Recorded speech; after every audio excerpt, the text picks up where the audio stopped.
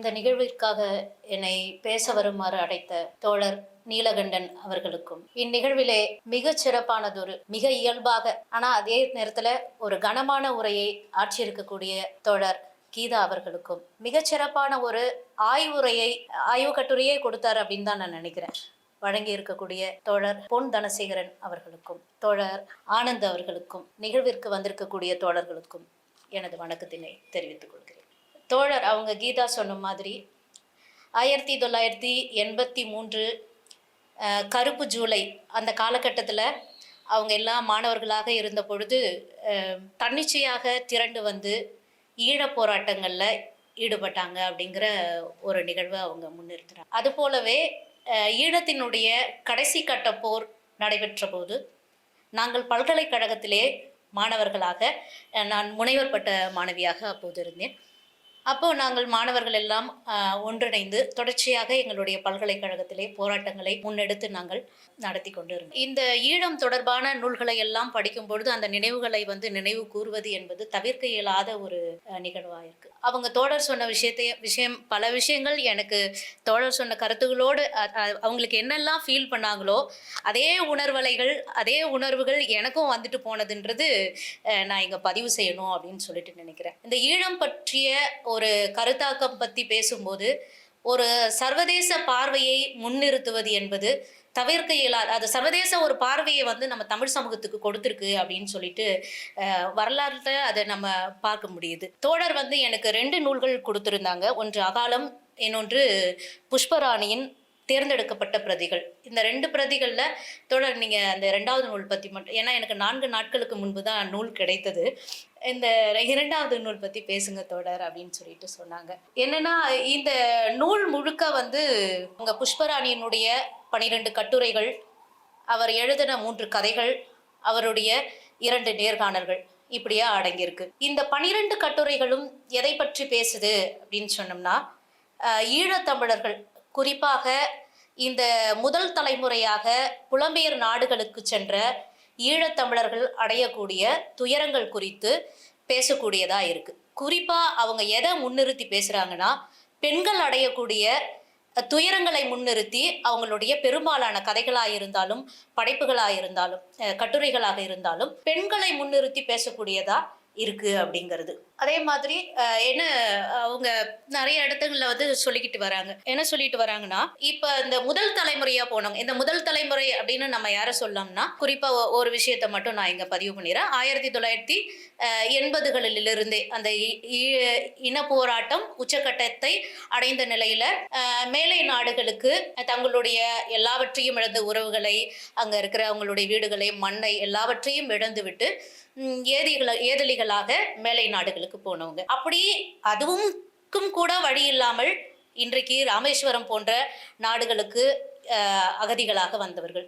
எனக்கு இதுல ரொம்ப துயரமான விஷயமா எனக்கு இன்ன வரைக்கும் இருக்கிறது என்னன்னா, இப்போ இந்த மேலை நாடுகளுக்கு புலம்பெயர்ந்து சென்ற தமிழர்கள் குறித்து தொடர்ச்சியாக படைப்புகளும் ஆய்வுகளும் நிறைய வந்திருக்கு. ஆனால் குறிப்பாக நாம் வாழக்கூடிய தமிழ்நாட்டில் வாழக்கூடிய நம் கண் முன்பு துயரங்களை அடைந்து கொண்டு இருக்கக்கூடிய நம்ம தமிழ்நாட்டிலே மற்ற அகதிகள் எல்லாம் கூட இருக்கிறாங்க.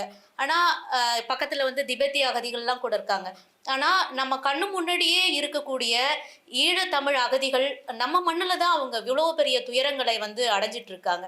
அதை பற்றி யாருமே பேசுறது கிடையாது. ஏன் பேசுறதுக்கு தயங்குறாங்கன்னு தெரியல. அவங்கள ஒரு ஓட்டு வங்கியாக மட்டுமே எல்லாருமே முன்னிறுத்திட்டு இருக்காங்க. ஆய்வாளர்கள் கூட அவங்கள பேசுறதுக்கு தயங்குறாங்க அப்படின்றது எனக்கு ஒரு வேதனையான ஒரு விஷயமா தான் நான் பார்க்குறேன். இப்படி முதல் தலைமுறையாக போனவங்க அங்கே போயிட்டு அவங்க காலூன்றுவதற்காக எந்த மாதிரியான, ஏன்னா இங்கிருந்து முதல் தலைமுறையா போனவங்களுக்கு அவங்களுக்கு மொழி தெரியாது, ரொம்ப படிச்சவங்கெல்லாம் கிடையாது.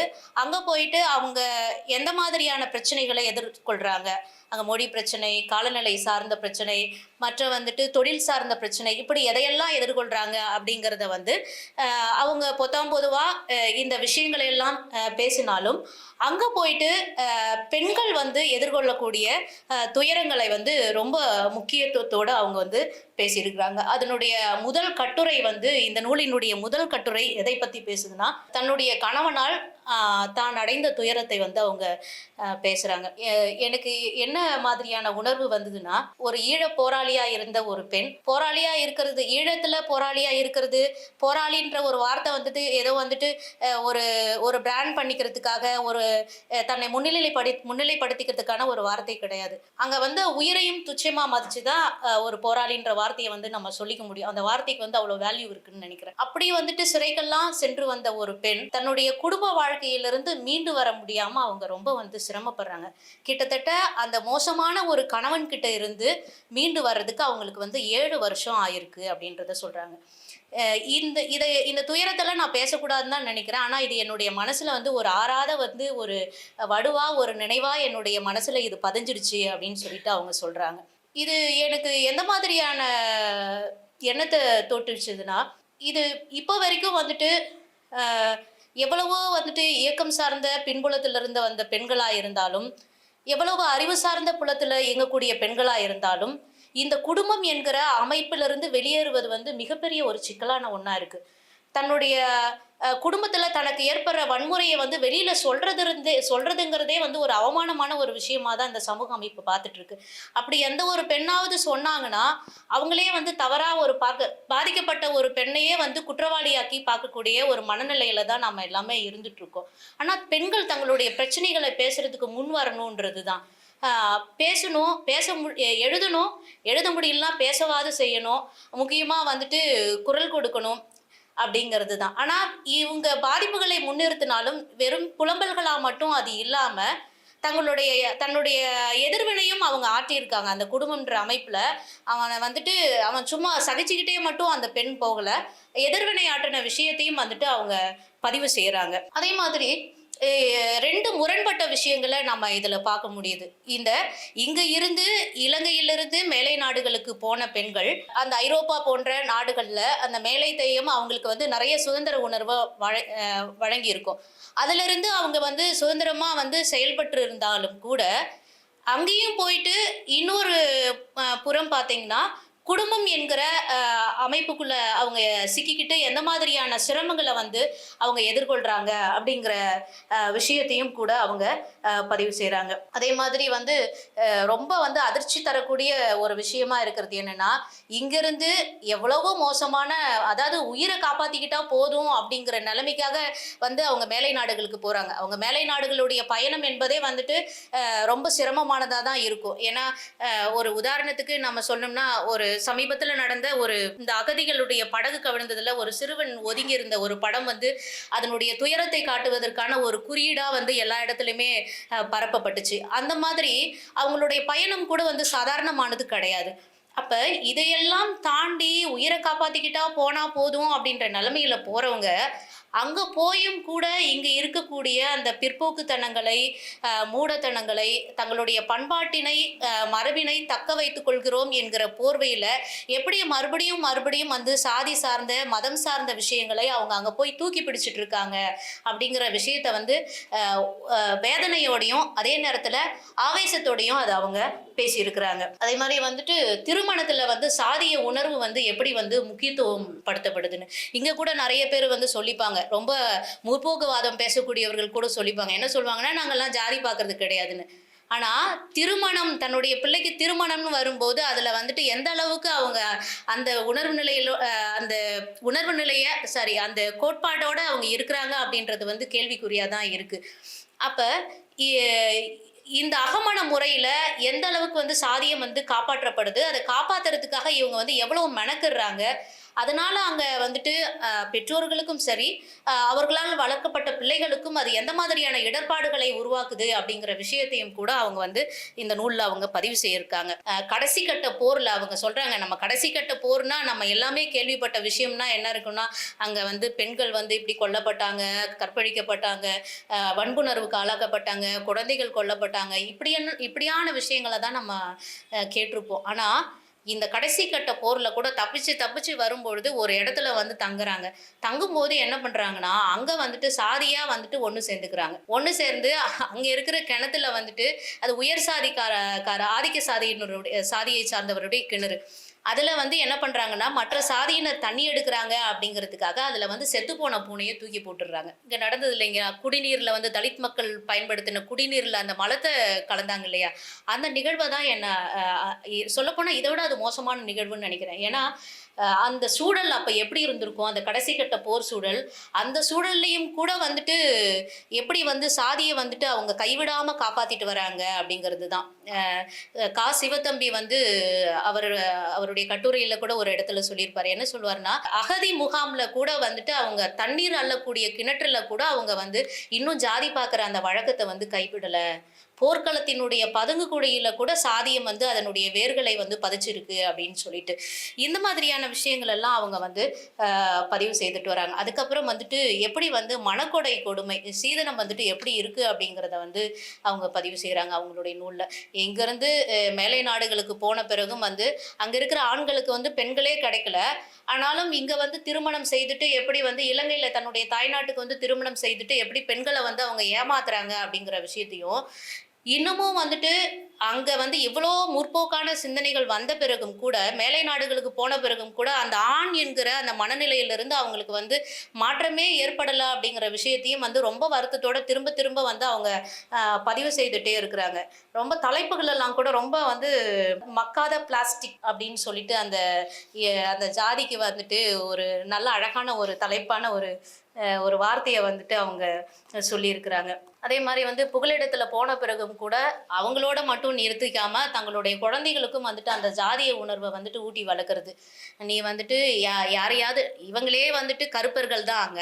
ஆனா வந்து இன்னும் ஒரு ஆப்பிரிக்க நாட்டை சார்ந்த கருப்பர்கள பார்த்தாக்கா, ரொம்ப கருவல்ன்னு அப்படியே ரொம்ப கேவலமா சொல்றது, எளக்காரமா பேசுறது, இந்த மாதிரி அ புரிதலற்ற அந்த இன்னமும் தான் சார்ந்த அந்த தன் மண் சார்ந்த அந்த பிற்போக்குத்தனங்கள்ல இருந்து அவங்க அந்த கருத்தியல்ல இருந்து மீண்டு வராத ஒரு நிலைய வந்துட்டு அந்த நூல் முழுக்க ரொம்ப வருத்தத்தோடயே அவங்க வந்து பதிவு செய்துட்டு வராங்க.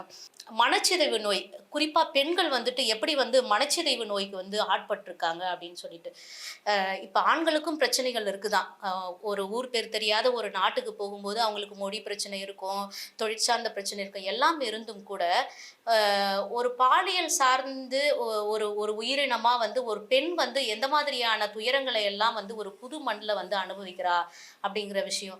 அவளுக்கு வந்துட்டு தன்னுடைய பிரச்சனைகளை சொல்றதுக்கு கூட வந்து பக்கத்து வீட்லயோ யார்கிட்டயும் அவளுக்கு மொழியே தெரியாது. அப்ப அந்த மாதிரியான சூழல்ல அவ இன்னும் இன்னும் எந்த மாதிரியான இடர்பாடுகளை எல்லாம் சந்திக்க வேண்டியிருக்கும். அப்ப வந்து மனச்சிதைவு நோய் என்பது வந்து அங்க இருக்கக்கூடிய பெண்களுக்கு வந்து அதிகமா இருக்கு அப்படிங்கிற விஷயத்தையும் அவங்க வந்து பதிவு செஞ்சுட்டு வராங்க. அதே மாரி வந்து நெறைய பேர் வந்துட்டு அதாவது இவங்க கிட்ட எனக்கு இந்த நூல்ல வந்து நான் ரொம்ப வந்து முக்கியமா வந்து நான் கவனிச்ச விஷயம் என்னன்னா, ஏதோ சிங்கள ராணுவம், சிங்களவர்கள் அப்படின்னு மட்டும் பேசாம, தன் இனம் சார்ந்த குறைபாடுகளையும் வந்து மிக நேர்மையாக எல்லா விஷயத்திலயும் போராளி குழுவா இருந்தாலும், யாரா இருந்தாலும் மிக இயல்பா, மிக நேர்மையா அத வந்து அவங்க பதிவு செய்றாங்க. இது வந்து ஒரு மிக முக்கியமான ஒரு பார்வை. இதுதான் வந்து ஒரு சமூக வளர்ச்சியில அக்கறை கொண்ட யாரா இருந்தாலும் செய்ய வேண்டிய ஒரு முக்கியமான பணின்னு சொல்லிட்டு நான் நினைக்கிறேன். அத வந்து ம சரின்னு சொல்றது வந்து சரியானதா இருக்க முடியாது. ஒரு பட்சமா மட்டும் பேசுறதும் சரியானதா இருக்க முடியாது. மிக நேர்மையா வந்து அத வந்து பதிவு செஞ்சுட்டு வராங்க. அதான் எப்படி வந்து மனநோயாளிகளா மாறி போயிருக்காங்க. நெறைய கொலைகள் நடக்குது அப்படிங்கிற விஷயத்தையும், எப்படி வந்து போதைக்கு அடிமையா இருக்காங்க. இந்த மாதிரியான வந்து சமூக விரோத செயல்கள்லாம் வந்துட்டு இங்கிருந்து போன தமிழர்கள் எப்படி வந்து ஈடுபட்டு இருக்காங்க அப்படிங்கிற விஷயத்தையும் வந்துட்டு அவங்க நூல்ல பதிவு செய்றாங்க. அதாவது அதுக்கான வந்து சில காரணங்களையும் கூட அவங்க முன்வைக்கிறாங்க. தொடர்ச்சியா வந்து மன அழுத்தத்துல ஆண்கள் இருந்தாலும் பெண்களுக்கும் அந்த நிலை இருக்கு அப்படிங்கிறத சொல்றாங்க. அதாவது எல்லா சமூகத்திலயும் வந்துட்டு பிரச்சனைகள் எல்லாமே இருக்குதான், ஏற்றத்தாழ்வுகள் இருக்குதான். ஆனா அத வந்து நம்ம எப்படி கையாள்றோம் அப்படிங்கிறது தான். அத நேர்மறையா கையாளக்கூடிய ஒரு ஒரு உயிரினம் வந்து அதிலிருந்து வேறுபட்டு இருக்கும். அத எதிர்மறையா வந்துட்டு கையாளும் பொழுது, அந்த உயிரினம் வந்து எந்த மாதிரியான சிக்கலை எல்லாம் வந்துட்டு சமாளிக்க வேண்டியிருக்கு.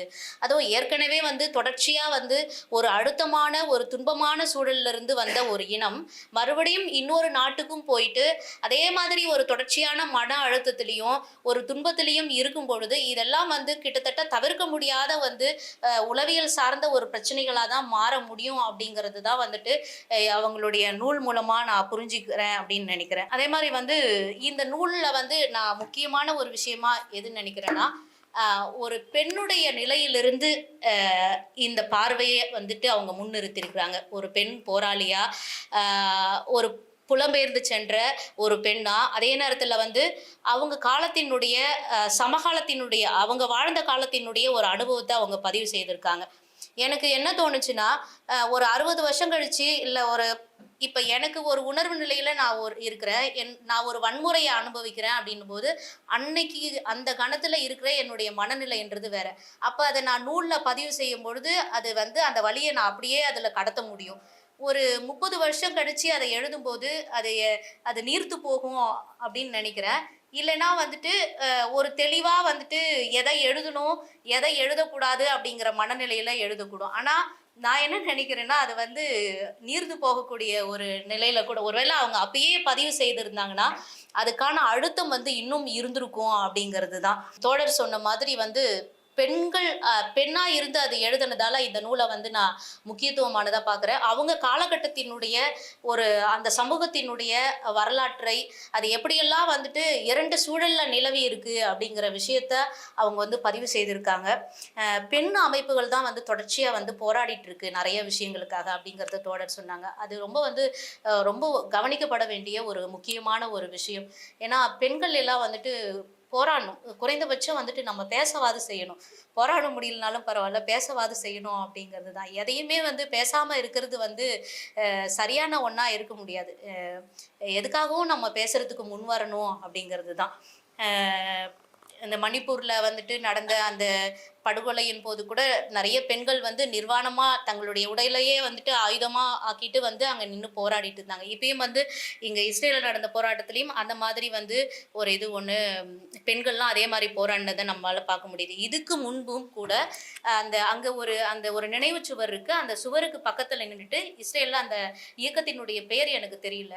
இந்த பெண்கள் எல்லாம் எல்லா பெண்களும் தன்னிச்சையாக ஒன்று திரண்டு, ஆண்கள் கிடையாது, பெண்கள் எல்லாம் ஒன்று திரண்டி எங்களுக்கு போர் வேணாம் அப்படின்னு சொல்லிட்டு, போருக்கு எதிரான ஒரு குரலை, அதாவது வந்து பாலஸ்தீன பெண்களும், இஸ்ரேல் பெண்களும் இவங்க 2 பேருமே சேர்ந்து ஒரு தொடர்ச்சியா போராடி இருக்காங்க. அங்க வந்து முதல்ல வந்து அந்த எண்ணிக்கை வந்து ரொம்ப குறைவா இருந்தது. அதுக்கு பிறகு வந்து அதனுடைய எண்ணிக்கை வந்து ரொம்ப அதிகரிச்சது. அது ஒரு நம்பிக்கை ஊட்டக்கூடிய ஒரு விஷயம் அப்படிங்கிறத வந்துட்டு நான் படிச்ச அந்த இயக்கத்தினுடைய பெயர் வந்து எனக்கு இப்ப நினைவுக்கு வரல. அப்ப பெண்களினுடைய பங்களிப்பு என்பது மிக வந்து முக்கியமானது. அந்த வகையில வந்து இது ஒரு முக்கியமான வந்து ஒரு வரலாற்று ஆவணம் அப்படின்னு சொல்லிட்டு எனக்கு வாய்ப்பு தந்த தோழர் நீலகண்டனுக்கு என்னுடைய நன்றிகளை தெரிவித்துக்கிறேன்.